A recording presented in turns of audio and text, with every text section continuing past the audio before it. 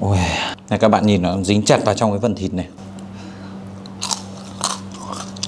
Nhiệt ở trên nó hấp xuống, nó hay bị cháy trên cái đầu thịt này này. Và như này vài cái này, không có nước. Khi em chặt ra mà nước nó rất là nhiều nước ở thớt ý, thì là lợn đấy tăng trọng 100% luôn. Bắt buộc mình phải làm cái công đoạn này thì cái miếng thịt nó vàng đều. Cái này là nó đều là cái lông da cáy ở ngoài đấy chứ em. Miếng ba chỉ nào cũng thế và con lợn nào cũng thế. Chị dọn ra đây lúc mấy giờ rồi hả chị Hà? Chị 4 giờ chị ra. 4 giờ là có mặt ở đây tầm 3 rưỡi, 4 giờ kém 15 là đã phải dọn xong hàng rồi. 4 giờ kém 15 là chị phải dọn xong. Dạ vâng. Đây các bạn ạ, thì quán của chị chủ yếu là chị bán thịt quay. Kèm theo đấy thì chị có mặt hàng khác này, có gà luộc này. Gà quay đâu hả chị Hà? Gà quay hôm nay chị chỉ làm cho nhà hàng đặt thôi. À, người ta đặt thì mình mới làm à? Đúng rồi em, gà đông tảo. Đông tảo à? Gà pha đông tảo. Đấy, cái chân to tướng này các bạn này. Lúc nào cũng là gà này. Chị chỉ làm gà này thôi. Thịt quay của chị thì đây, cái sản phẩm ngày hôm nay mình và các bạn xem chị làm đây. Em có lấy nước dùng không?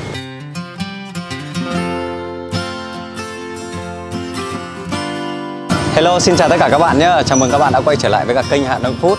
Các bạn ơi, bây giờ mình và các bạn thì đang bắt đầu ở trên phố Nam Dư các bạn ạ. Đây là một con phố thuộc quận Hoàng Mai.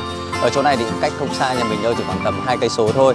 Trong clip này thì mình sẽ chia sẻ cho các bạn một quán nói chung là cũng khá là truyền thống. Người ta bán chuyên về thịt quay các bạn ạ. Thịt lợn quay này, vịt quay này, gà quay này. Và quán này thì cũng rất là nổi tiếng và bán rất là chạy ở trong cái khu vực chợ phố Nam Dư này các bạn nhé.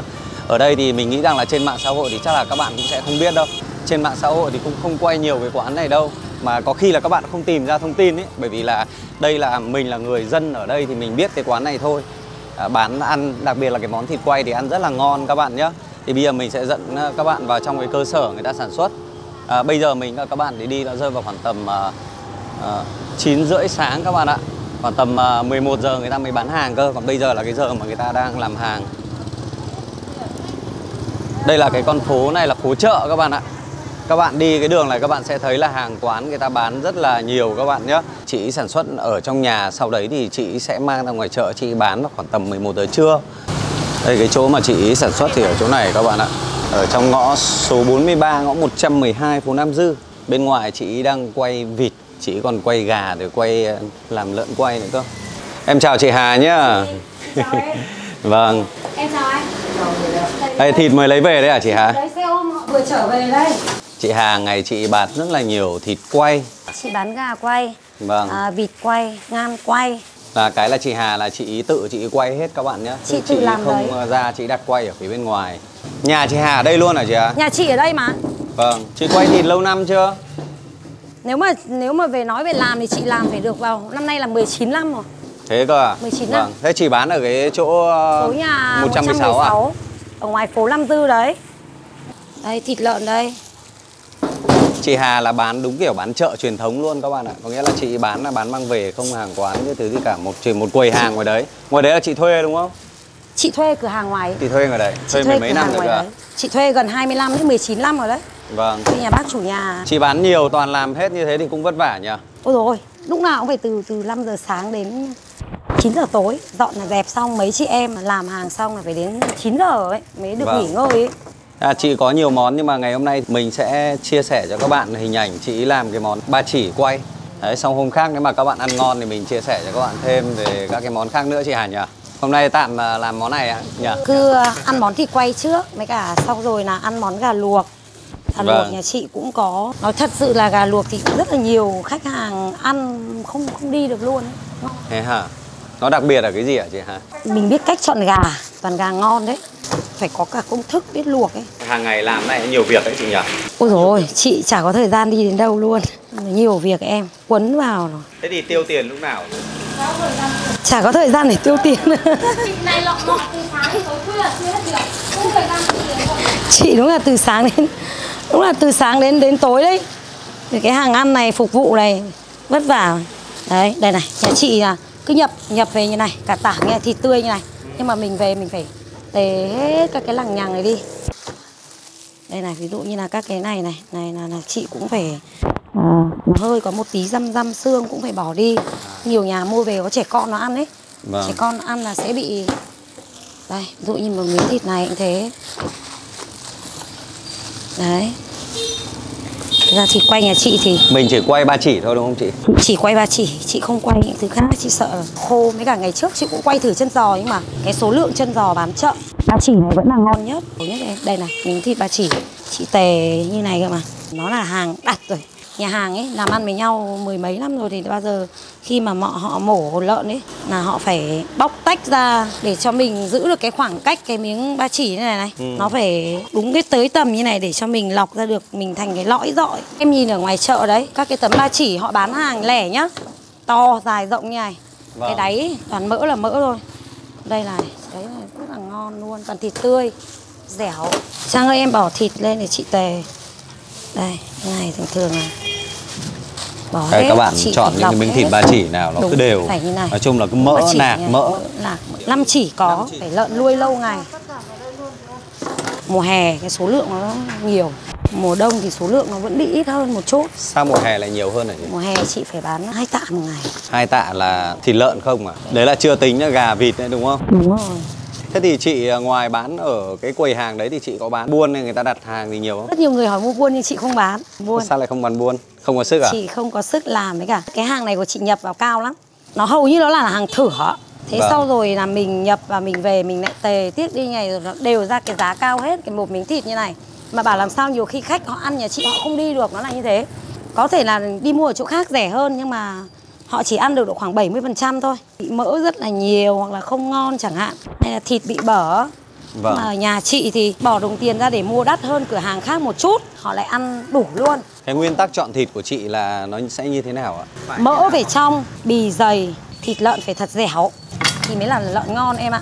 Vâng. Nhiều khi mà nhiều người không biết ý, cái mỡ của nó đục, mỡ lợn mà bị đục này hoặc là bị vàng mỡ thì là cái con lợn ấy là có thể là nó bị ốm này, hoặc là đang trong cái giai đoạn kiểu như là ngắn ngày. Con lợn nuôi nó tăng trọng nhiều ấy, mỡ lợn phải trắng lõn ra như này này, rất là ngon luôn, thơm ngon, bao giờ cũng thế. Em nhìn miếng ba chỉ này, mặt thịt nó phải như này, em lúc nào cũng phải săn mặt thịt lại như này. Săn mặt mà khô. Còn bình thường nếu mà lợn mà nuôi tăng trọng ấy thì là hay có nước nhiều. Nước nhiều mà khi tay em chỉ đập vào như này vài cái này, nước ra. Khi em quay lên thế, em quay lên em chặt miếng thịt ra thớt, không có nước, nên là lợn ngon. Còn nếu mà em mà khi em chặt ra mà nước nó rất là nhiều nước ở thớt ý, thì là lợn đấy tăng trọng 100% luôn. Còn cái miếng thịt quay em chặt ra, thớt phải khô, ít nước thôi, nó gọi là sệt sệt ở cái miếng thịt thì nó mới lại là ngon. Còn khi em ăn lên ý, bì giòn độ mềm của thịt thì nó mới lại là ngon, thì là thịt lợn ngon. Em chặt ra nước nhiều cũng không phải là thịt ngon đâu. Họ nuôi tăng trọng rất là nhiều mà khi quay ra miếng thịt ăn nó nhũn, nó không ngon. Còn đây miếng thịt này khi kể cả chị quay chín lên thế, chị quay thành phẩm chín lên, cái bì đây, em nhìn cái bì nó dày nha, mà tất cả đều mổ phải lông sạch hết. Vâng. Thì hầu như đây chị cứ phải loại bỏ hết, lọc hết những cái phần mà lèo nhèo là chị cắt hết đây, chị bấm hết đi đây, chị ta cắt đi như này. Thì khi khách hàng ăn ấy thì là cái tỷ lệ nó hầu như là xuất sắc rồi, không thể nào mà để họ chê được mình. Cái thịt này thì chị sẽ để làm gì hả chị? Rán lấy mỡ này, xong lại để rán lem. Còn các cái thịt này chị lọc ra, bì thì bỏ đi này, xong là chị lại tận dụng vào để chị làm lem thịt. Nó cũng là cái phần ba chỉ nhưng nó là phần long, lạc ngon lắm đây này. Xong mình tề bì thì mình bỏ đi, mỡ thì mình lọc ra để mình rán lên, mình lấy mỡ, mình lại mỡ nó rán nó đấy, mình lại rán lem. Vâng.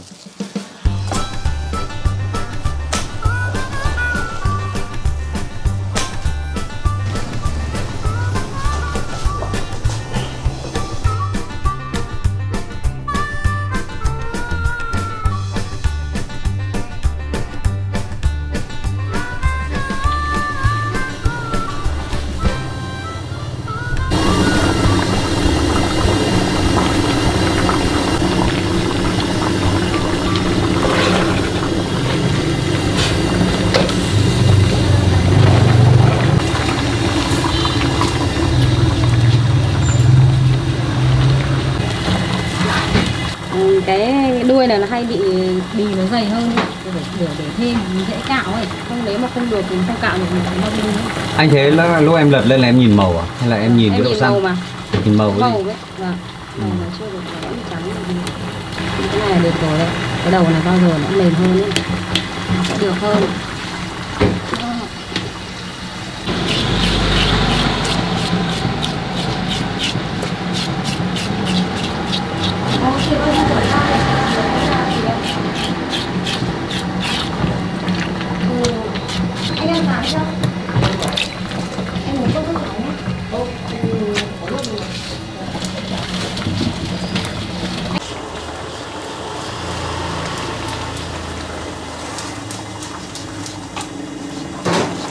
Nói chung mình cứ cạo làm sao cho toàn bộ cái bề mặt này nó trắng hết là được chị nhỉ?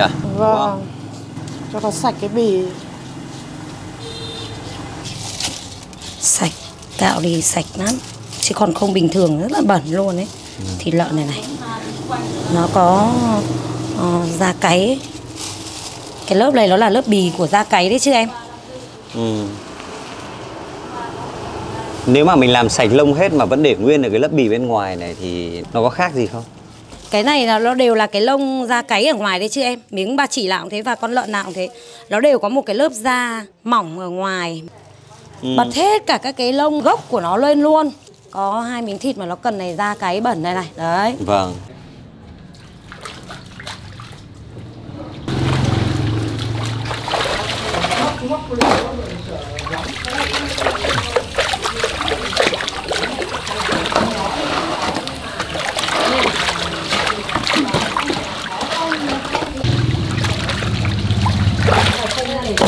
Có hôm nào làm lên đến 300-400 cân?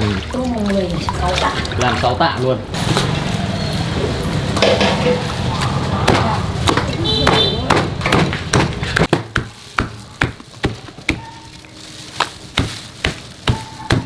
Khi chị cạo xong ấy là chị đã đánh được một lớp bì ở bên ngoài rồi, bật hết cả lông ở bên trong rồi. Đây em nhìn nó trắng như cơ mà, trắng lõn luôn, sạch. Họ làm chín rồi, lông chín rồi nhưng về nhà mình vẫn phải làm lại bằng nước nóng hết, trần hết, đánh hết một lớp bì ở ngoài.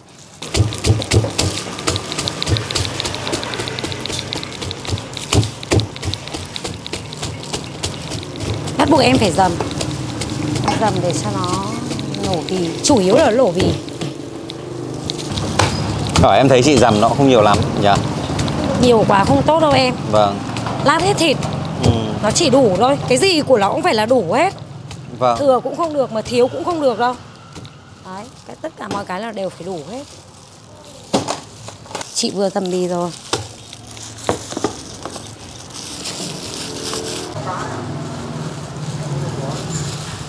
Cái mùi gia vị này thơm thế. Trong này là có hạt tiêu đây không chị? Em nhìn cái hạt này là hạt tiêu này. Có húng nìu, có móc mật, có hành khô, có móc mật quả đây em. Xay. Vâng. Có mắc khén không chị? Có mắc kén em. Em ngửi đến mùi mắc khén ấy. Có mắc kén em ạ. Vâng. Thơm.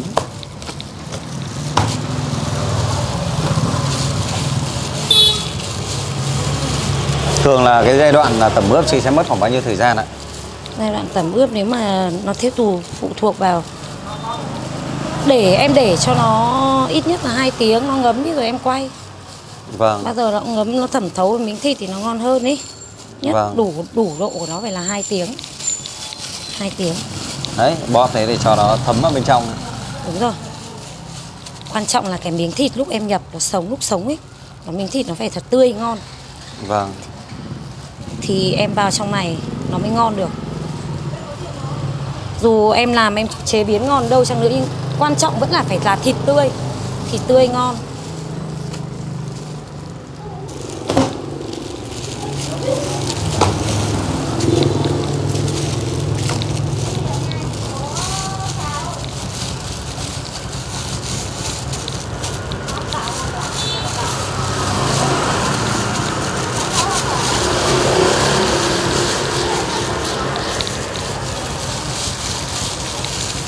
Nhiều quá thì sẽ bị mặn, mà ít quá thì cũng sẽ bị nhạt. Chị nói là về gia vị đúng không? Đấy, kỹ thuật quay này là khó nhất lúc mình quay miếng thịt ấy. Em nghĩ thực ra gia vị thì là hương vị của mỗi nhà thôi.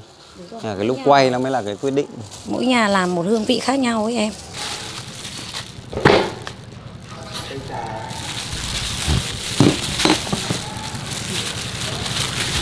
Mỏi tay chưa? Công việc rồi em ạ, ngày nào nó cũng là công việc này. Bọn chị một lúc quen rồi, không có gì thay đổi, ngày nào nó cũng vẫn thế này.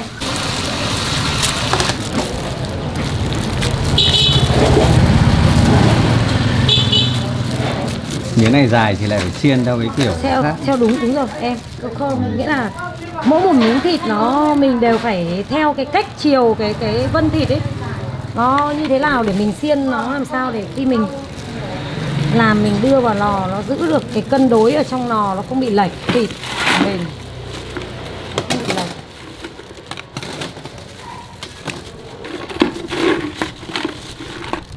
Làm xong các cái xiên này là chị cũng phải sấy xiên đấy chứ. Phải sấy hết lên đấy chứ. Làm xong rút xiên để sấy xiên lên.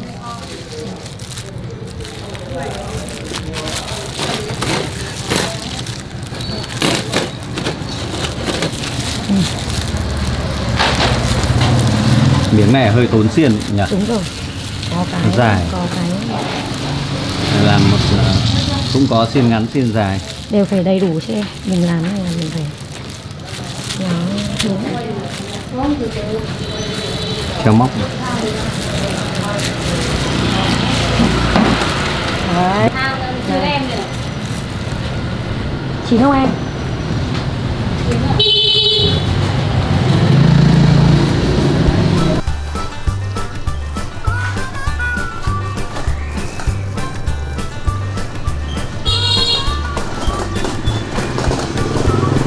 Này xiên như có các kích cỡ nhỉ?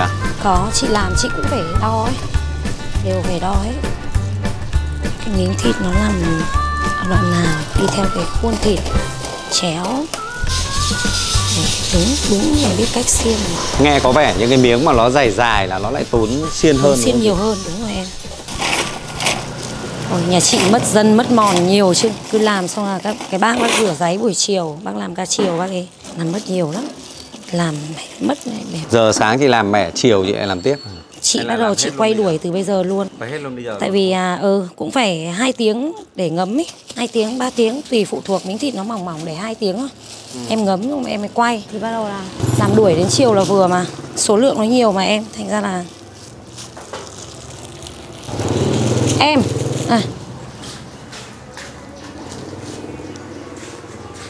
Cái miếng thịt dày này thì thường là chị sẽ xiên vào cái phần nào trong miếng thịt hả chị? giữa miếng thịt, giữa cái này này, giữa cái chỉ lạc này. Cái chỉ lạc cuối cùng này ạ? Cái chỉ lạc ở gần đáy này em này, đấy. Còn nếu như em xiên sát ở dưới này thì nó long bì, nó sẽ bị long bì hoặc là nó sẽ kéo sợi. Nó sẽ kéo sợi thịt, lúc em rút xiên nó rất hay bị kéo sợi thịt. À, nó rút luôn cả thịt ra. Đúng rồi, nó rút cả xong thịt nó ra. sẽ bong luôn miếng thịt. Nó sẽ bị bong cả lông cả bì ra. Trông nó rất là xấu. Đúng đấy nhỉ. Đấy, cho nên là cái này là mình làm xiên này là mình cũng phải căn được nó nằm ở giữa dao chỉ của cái thịt này này. Vâng. Đây là chị quay lu thì là như này. Còn nếu mà bình thường ngày trước nhiều nơi họ quay là họ hay quay bằng cái lò âm ấy. Lò kiểu lò hơi, lò âm ấy em. Nó như là cái lò bánh mì ấy. Thì họ không cần phải xiên. Còn đây là chị quay lu, quay lò, quay này gọi là quay thịt treo lu đấy. Cái treo lu này thì bao giờ cũng vẫn phải xiên. Mà quay thịt nu này là quay ngon hơn lò âm nhiều. Vì lò âm nó hay bị đọng nước nhiều lắm. Cái lò đấy nó chín hơi, nước là nhiều.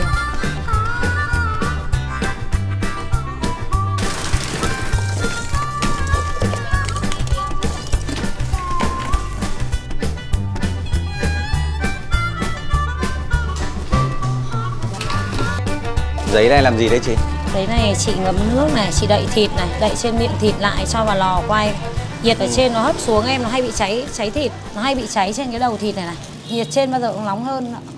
Mình có cái lắp mình đậy, khi mình đậy mình thốc nhiệt từ dưới lên để kích nhiệt để cho nó đổ bì thì từ trên bao giờ nhiệt mạnh hơn, nó dồn lên ở trên trước. Nhiệt bao giờ cũng ở trên em ạ, nó không ở dưới đâu.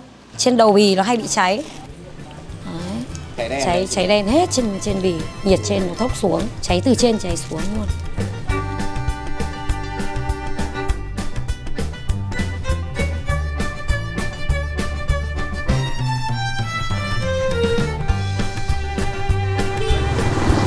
Các cái mặt bì nó sẽ phải hướng về phần lửa. Đúng rồi, mặt bì nó bao giờ phải hướng về lửa em ạ, để cho nó kích nhiệt lên thì nó mới lổ bì. Sau khi lổ xong hết bì rồi thì chị mới quay mặt thịt vào. Tí nữa mà trong lúc nướng mà tự nó xoay thì sao chị? À, nó xoay thì có thể là do cái móc nó bị vênh, nó xoay thì chị phải chỉnh chứ, chị phải ngồi chị trông. Còn về nguyên tắc thì thường nó không xoay đúng không? Đúng rồi, khi chị đã cân đối được các cái xiên này rồi, thẳng rồi, như này rồi, lúc mình đưa cái móc này mình vào, mình phải xem cái miếng thịt của mình nó có bị xoay hay không.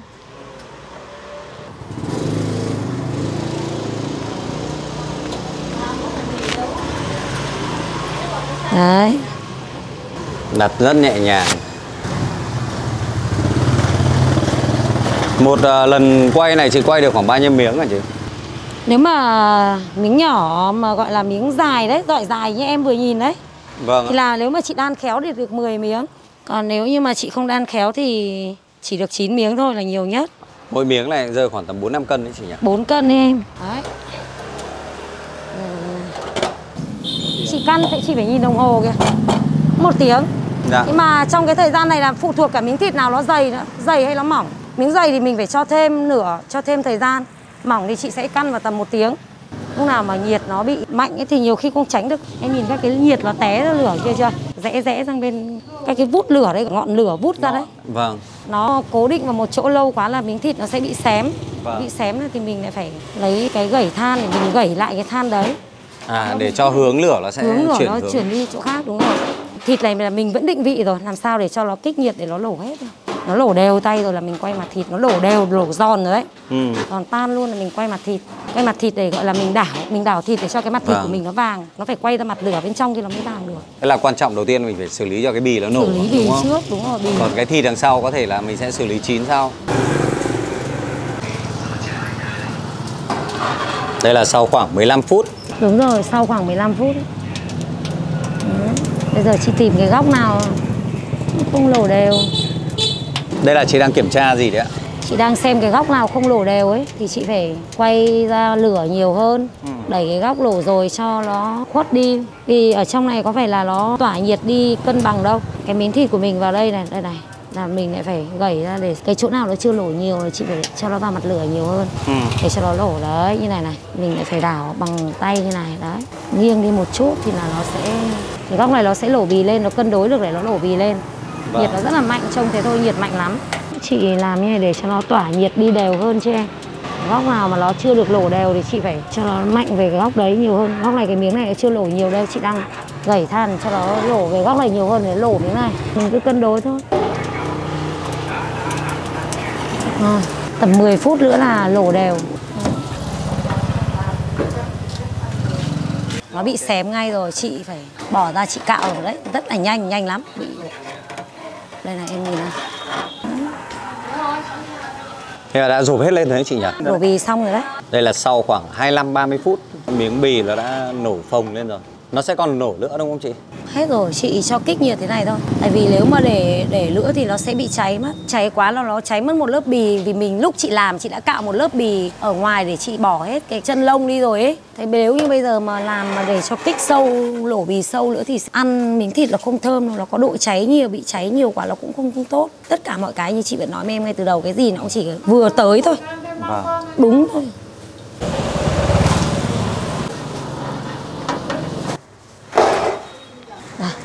Đây nha, đậy như thế thôi mà vẫn bị này. Sơ suất có một chút thôi là bị xém mất một ít đen ở trên này.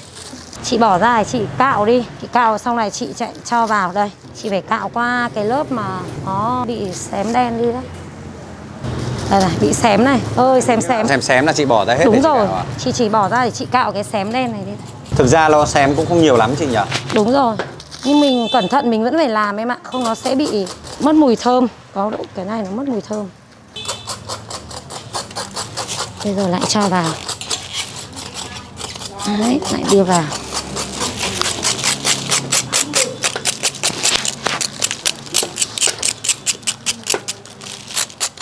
Nếu mà chị không làm cái công đoạn này thì sao hả chị? Thì cái miếng thịt lát nữa là nó bị xấu đi mà miếng thịt trông nó không hấp dẫn ấy em.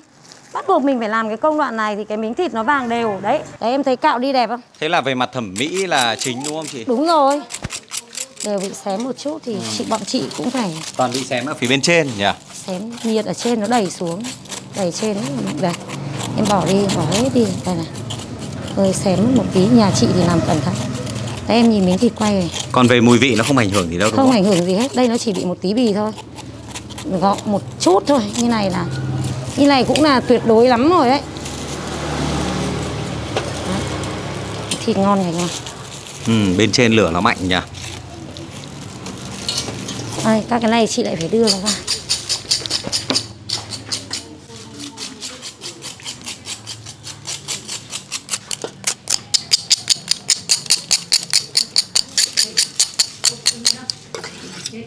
Hết sạch luôn.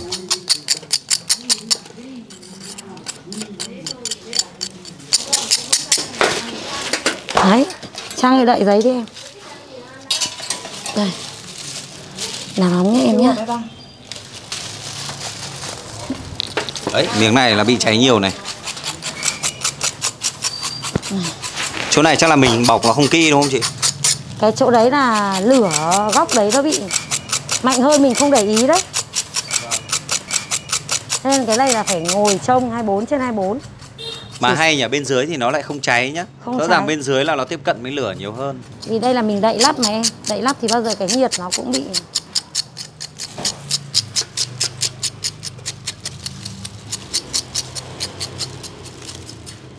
Đấy, giấy cháy gần hết luôn. Đây, Tuyền đặt làm đi. Tuyền đặt làm cạo dễ hơn này.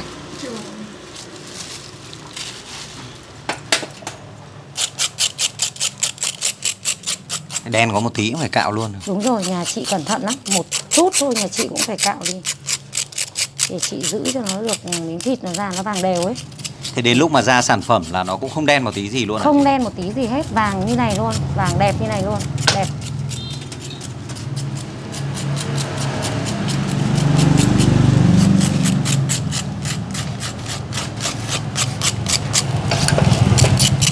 Nếu mà thấy công đoạn tiếp theo thì lửa chị sẽ phải giảm xuống đúng không?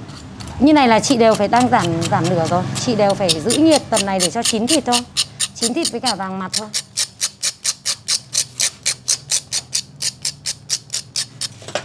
Vàng ươm nhỉ? Cái phần bên mép kia nó vẫn chưa nổ hết chị nhỉ? Tí nữa nó có nổ hết không? Có, bây giờ là chị phải kích nhiệt lên. Miếng này là chị phải để im để cho nó nổ hết. Rồi, sạch. Chị ơi phủ cho em cái này. Đưa vào đây em đẩy cho. Không. Đưa tờ đây, đưa tờ giấy đây. Giờ lại phải bọc tiếp báo phải không? Bọc giấy Bọc trắng, kín luôn. bọc kín giấy trắng này. Còn cái chỗ Vâng. này thì chị lại phải nghiêng vào mặt nhiệt để chị xử lý nó. Bây giờ chị cho miếng này vào, chị nghiêng mặt nhiệt để chị xử lý. Đấy.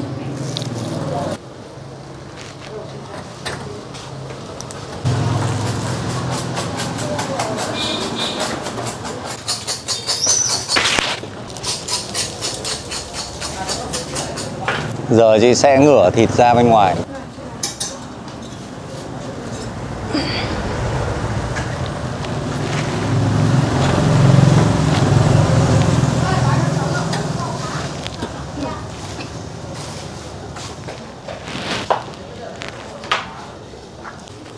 Cái phần không lổ ấy là do ở trong này nó bị khuất. Thì bây giờ chị lại phải cho vào đây. Chị cho vào đây để chị kích nhiệt lên, chị đặt nó nằm nghiêng, phải lại để nó nằm nghiêng này, đây này. Vâng. Đây này. Cái phần không nổ là chị sẽ cho nó gần lửa hơn. Gần lửa hơn, bây giờ chị lại phải nghiêng vào mặt lửa nhiều hơn để cho nó nổ. Ừ. Đấy.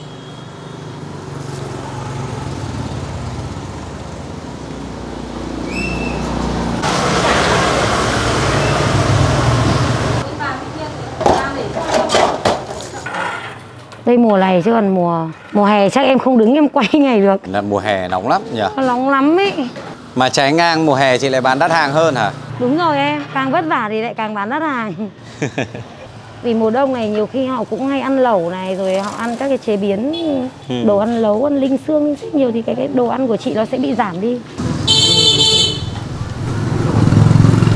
Than này sạch lắm, không có khói, không có bụi.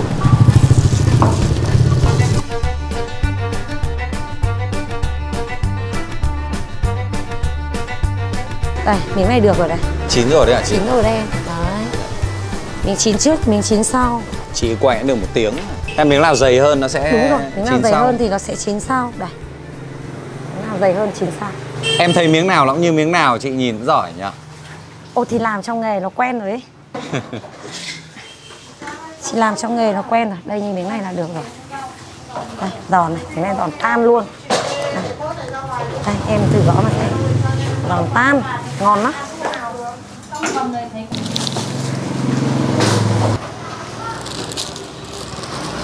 Này chị cho thêm 1-2 phút.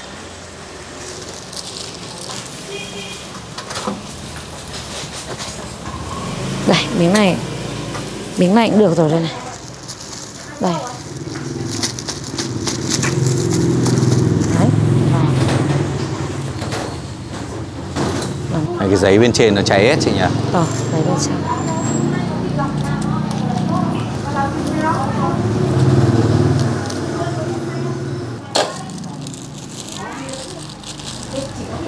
Bây giờ là mình sẽ rút thanh này ra Rút là xiên. có thể bỏ ra bán đấy chị nhỉ? Đúng rồi.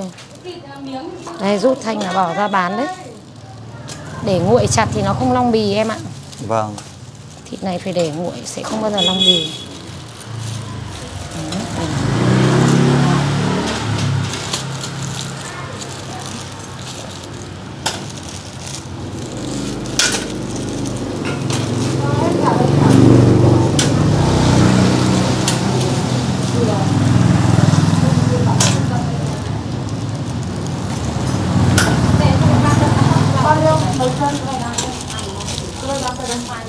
Này Yến ơi 3 cân.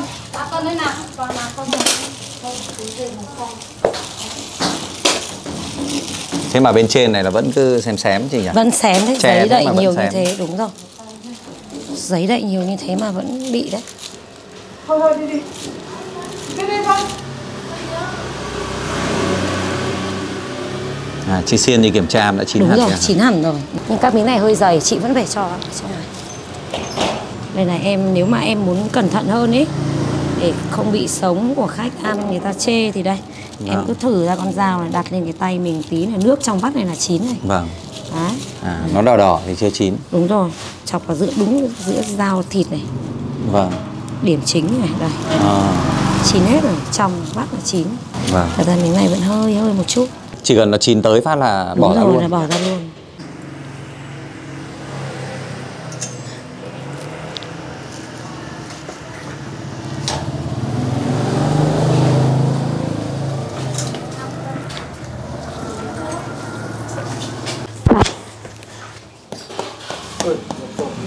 Giòn côm cốp rồi. Côm cốp, giòn mà ngon lắm luôn đấy. Đấy. Vâng. Đây.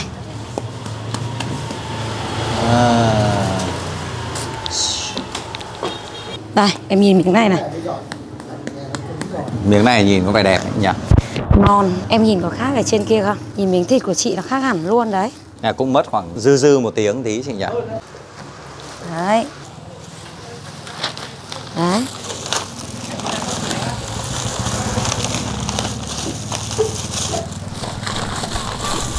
Này.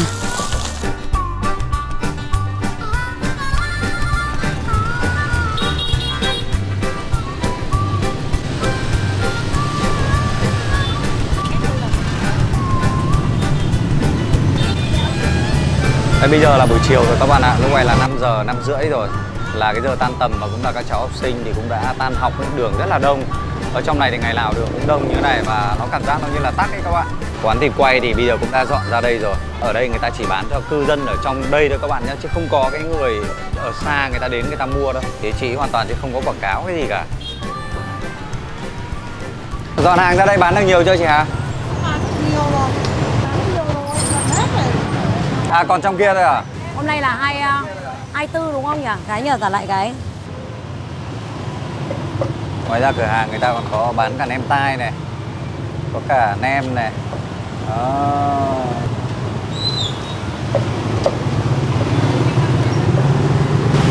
Chị lấy canh măng cho nhá. Lấy gì chị lấy? Một túi canh măng. Rồi, ok.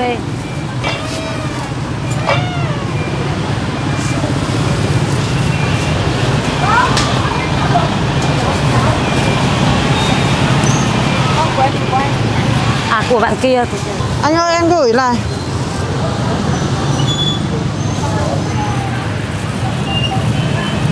Tắt đường rồi.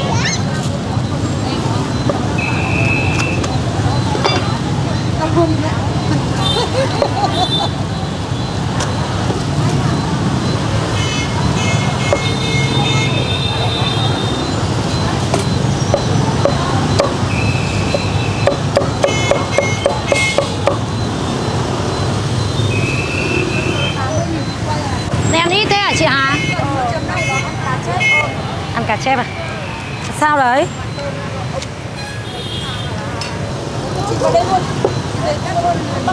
$90. Không cần cái chấm đâu em ạ. Chỗ này khách mua nhiều đấy hả em? 90 ạ.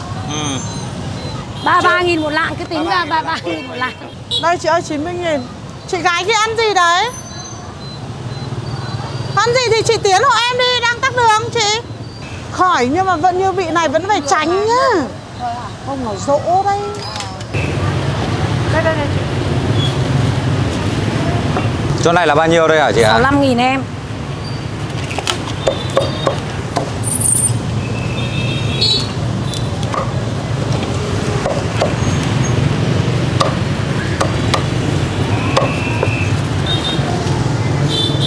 Thế khách lấy nửa con đấy hả em? Cái này em bán theo nửa con, em bán theo cân lạng đấy. Bán nửa con, một con. À, thế con này là bao nhiêu? Nửa con này bao nhiêu? Con này là 125.000. 125.000 là 250.000 một con.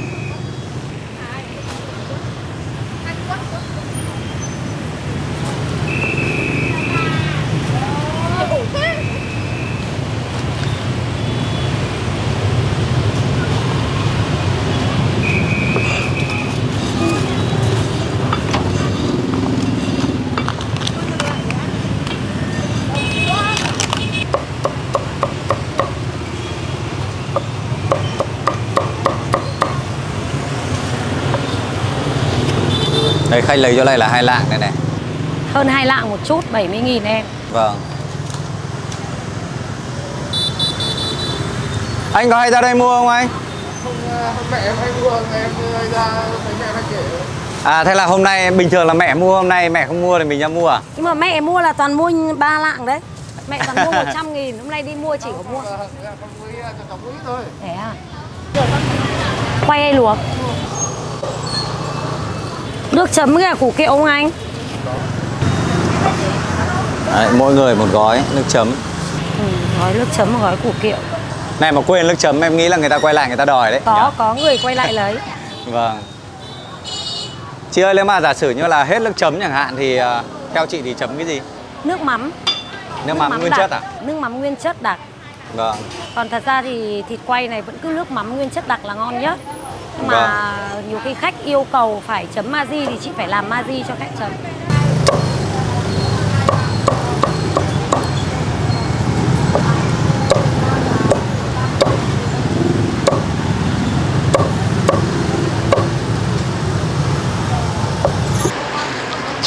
Của anh à. Thường chị bán đến mấy giờ thì nghỉ hả chị à? Chị bán đến 7 giờ. 7 giờ là chị dọn hàng rồi. Sao chị không thuê cửa hàng bán cho sướng? Tại cái địa điểm này nó thoáng đẹp. Thoáng đẹp mà chỗ này là không bị tắc đường, sạch sẽ.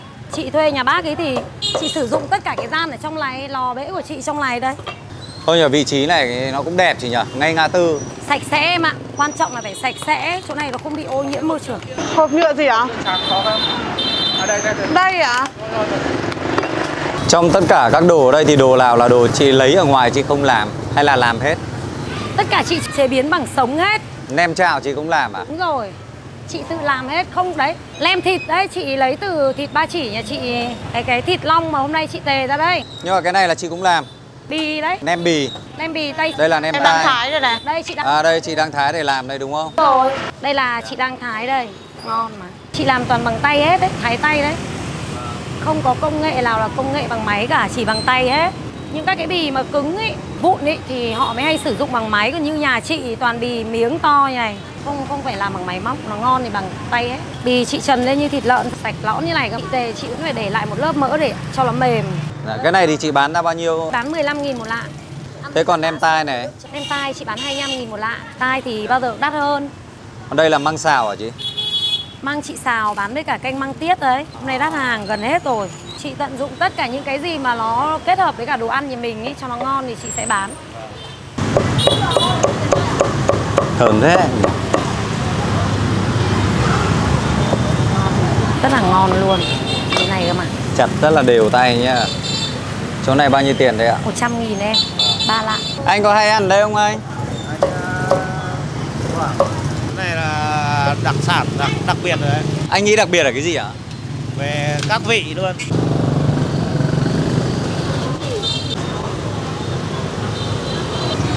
Có lấy nước luộc không em lấy không? Gà hả? Em có. Ngan còn không Tuyền? Còn đấy lửa đấy thôi. Thôi hết rồi, em hết ngan. Thôi chị không ăn gà đi à chị Hoa? Ngon. Chị ăn bao nhiêu? 100 xong rồi chị. Cô thường đến đây là cô mua thịt quay này, cô còn mua gì nữa không? Quay à, mua nem. Chị 100.000 ơi, cho em à? xin thêm 5.000 nhá. Bao nhiêu canh măng? Rồi chị cứ lấy đi, lấy ra. Anh ơi, anh hộ em một tay. Anh hộ em một tay em cho chị. Của chị 100, 100, 200. Canh măng thì không ạ? Bao nhiêu măng? 20.000 canh măng. 220. Tôi lấy 20.000 canh măng. 20.000 canh măng em. Nhiều ghê nhỉ. Ăn thoải mái luôn. Thoải mái luôn. Ở đây chị bán hầu như là ngon mà phải thật vừa tiền cho các bác ý. Chị ơi cho em hộp. Nhà này thì ngon rồi, nổi tiếng ở đây rồi. Thế à, có nổi tiếng không cô? Nổi tiếng bán nhiều lắm. Thế à, có ngon nhất không hả? Ăn cái này là ngon nhất ở đây rồi. Đây tôi từ xa mà tôi còn phải đến mua. Cô nhà ở đâu? Nhà Vĩnh Hưng nhá. À, Vĩnh Hưng thì cũng phải đi cây đấy, cô nhờ. Cây mà đến đây mua. Có cần Maggi không bác? Em cứ cho Maggi vào nhá. Củ kiệu đầu mùa rồi này chị. Ở đây thì cái gì ngon nhất thì chị quay này. Thế à? Nửa này bao nhiêu Tuyền? 125. Bây giờ lại bắt đầu là khách đến mua đông ấy chị nhờ. Lúc đầu giờ chiều hôm nay thì đông hơn. Đầu giờ chiều đông hơn cái giờ này. 125 anh ạ. Đây là nửa con này. Nửa con em. Con đúng không chị ơi? Đúng rồi, của Thủy nửa con 125. Đấy, 125.000.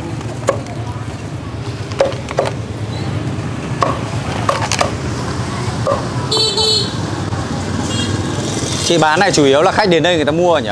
Ừ, chỉ có khách đến mua thôi. Ship có người gọi ship đây. Chị có bán ship không? Có bán ship thì sẽ gọi ship cho khách. Thủy ơi, của em 125.000 này. Chờ chị. Một con vịt à anh? Thủy 125, của anh 24 được. Chị ơi tránh em ra tí không mà bán Em bẩn. xin vâng. Đấy, một con này là 250.000. Ui, nhiều mỡ, nhiều nước nhỉ? Bắn hết cả nước lên. Phải có nước. Vịt quay lại phải có nước mới ngon em. Maggi à? Maggi. Có nước trong bụng con vịt không? Không. Mình thích ăn xin riêng ở ngoài. À. Thì là mình giả họ, còn đâu là chị cứ chấm Maggi hết. Đúng rồi 125 này.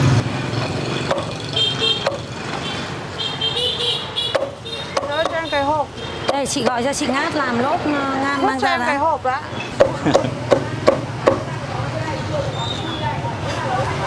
Út ơi, bà này không nghe điện thoại, Út làm ơn chạy vào nhà bảo anh Cường làm hết ngăn mang quay mang ta luôn cho chị nhá. Mang ngăn quay hết luôn nhá. Chào.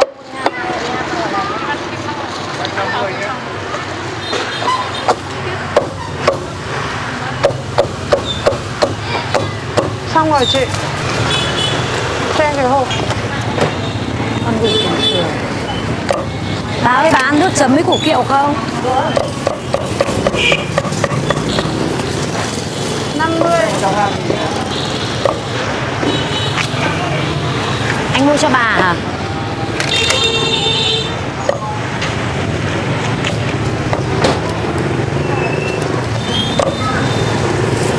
Trong hai của anh. Vâng. Bà có ăn gì không anh?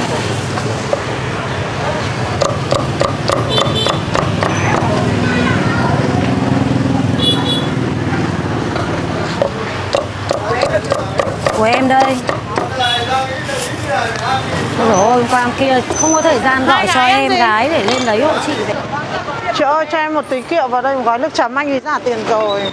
Của Út đâu ấy nhỉ? Út 500 trả lại 380 đi. Giòn, gãy răng. Cẩn thận nhá. Tiêu quảng cáo giòn gây răng luôn à? Sợ quá. Đấy mày bảo cẩn thận không lại gãy răng. Giòn quá. Chị mong ăn gì? Vâng. Đấy, bạn nào mà thích ăn cái nước ở trong bụng vịt mà làm nước chấm thì xin chị một ít cái này thì ăn thì ngon tuyệt luôn. Chấm bánh mì mới ăn bún ngon cực luôn. Bao nhiêu em? Đây đây có luôn. Đừng đứng ở đây. Cho hẳn ra kia không là bẩn này. Đấy, ăn thử luôn.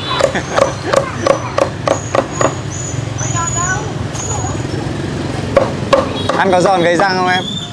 Không giòn gây răng luôn, thế mà quảng cáo giòn gây răng. Chị lại bán điều thế nhỉ? Da giòn như này còn như nào nữa. Xong rồi chị ơi. Gà này như trứng chứ, cái thứ tất cả mọi thứ của nó chị cho hết ở trong này rồi đúng không? Đúng rồi, chị giả, chị không bóc ra, giả khách. Có nhà nào trả khách như thế, nhà chị không bóc ra đâu. Đấy, cái chân của nó to thế nhỉ? 130. Chân này ăn gặm ngon đấy nhỉ? Ui, bên trong nó nhiều trứng như kìa.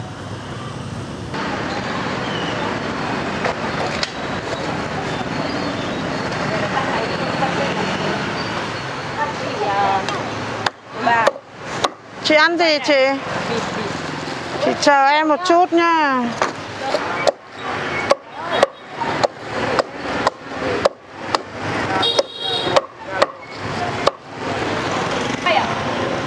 Quay bảo lấy rồi này. Đang ở bên kia mà. Con ăn bao nhiêu? Cái quen đấy hả chị? Khách quen đấy. Nhà chị bán cái này toàn khách quen mà.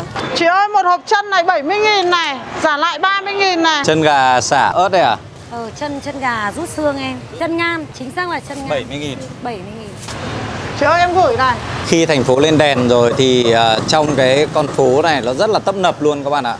Con phố này là con phố chợ, các bạn đi dọc cả cái phố này gần như là chỗ nào các bạn thấy hàng ăn, hàng quán. Quán của chị thì nằm ở giữa phố Nam Dư. Địa chỉ này là 116 phố Nam Dư các bạn nhé. Nhà chị thì trong ngõ 112 ở phía đầu kia kìa. Đây, miếng thịt quay xong vẫn còn nóng hôi hổi này các bạn này. Đấy, cả cái bề mặt này nó nổ hết rồi các bạn ạ. Nó nổ, nó không rõ lên từng hạt đâu, nhưng mà về cơ bản mình nhìn là nó đã nổ hết rồi.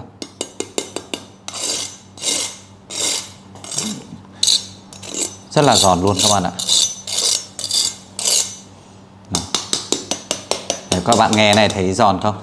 Ở đây thì chị có thêm cả kiệu nữa để cho mình ăn kèm với cả cái món thịt quay cho nó đỡ ngấy. Đây cũng là cái món ăn kèm nó rất là phổ biến của thịt quay các bạn ạ. Bây giờ mình sẽ cắt ra nhá. Bên trên này các bạn này. Đó, ui rồi. Này, nó chảy nước, các bạn nhìn nhá. Các bạn nhìn đây này. Rồi. Các bạn thấy nó ứa nước ra không? Chị quay nhưng mà bên trong này nó ngậm rất là nhiều nước các bạn ạ.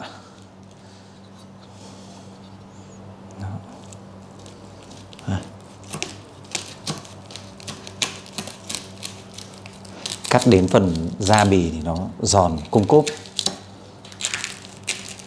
Ôi.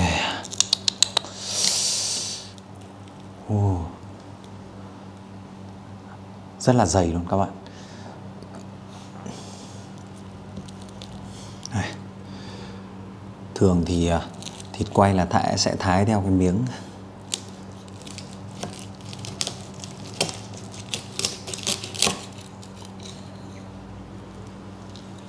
Đây.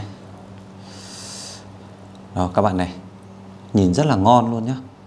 Bên trong này đầy nước này. Nóng lắm.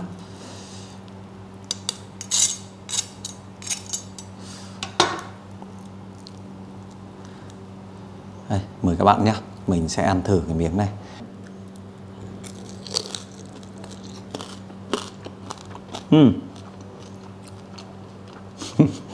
Ngon quá các bạn ạ.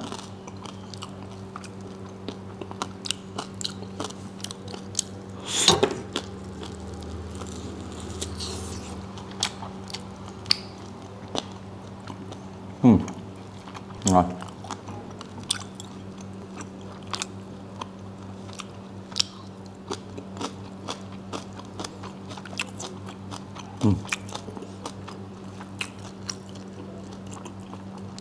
Mời các bạn nha.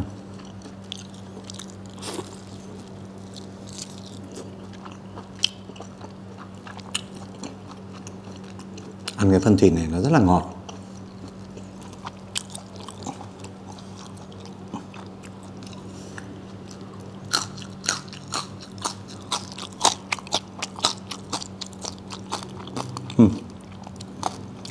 Cái nước thịt nó chảy tòng tòng này các bạn ạ. Đấy, các bạn thấy không?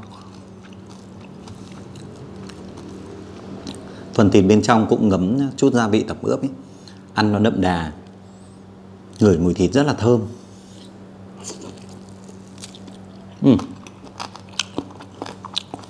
Đậm nhất là cái phần này.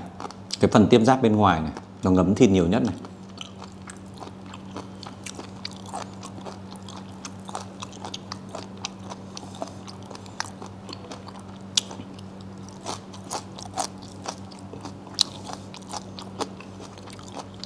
Ăn kiệu này nó chua chua. là mát.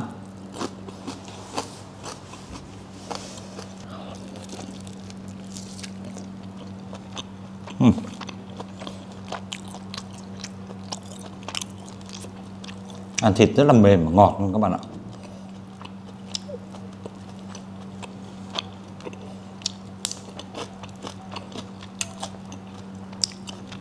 Đây, các bạn có thể sử dụng là nước mắm nguyên chất, hoặc là có thể là sử dụng Maggi, xì dầu.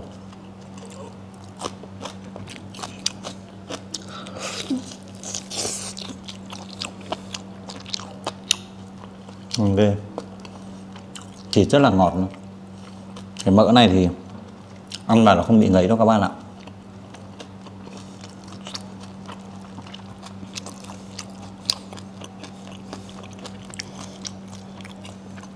Bì này, bì bám vào mỡ rất là chắc nha.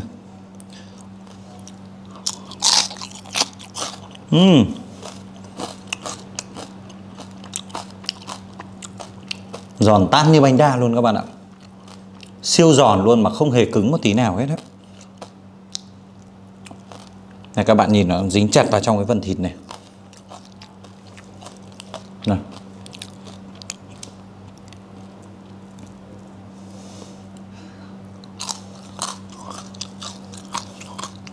Ngon ghê không?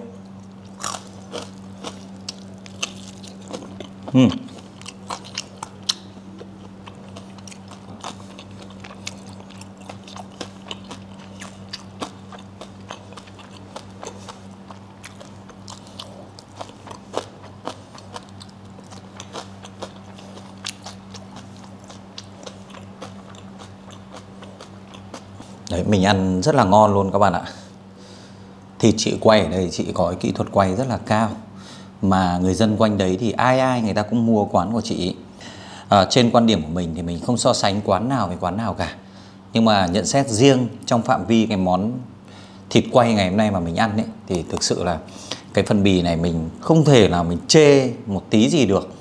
Mà mình cũng không thể nói là như thế nào nữa thì nó ngon hơn được. Nó rất là giòn luôn. Nó rất là giòn luôn các bạn ạ. Không hề một chút gì nó dai ở bất kỳ một cái phần nào hết.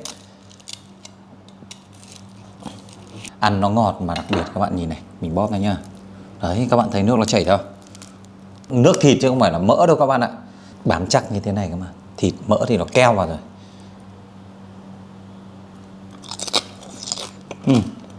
Đó, thì cái này quan trọng là lúc mà nó nguội đi nó còn giòn hay không thôi.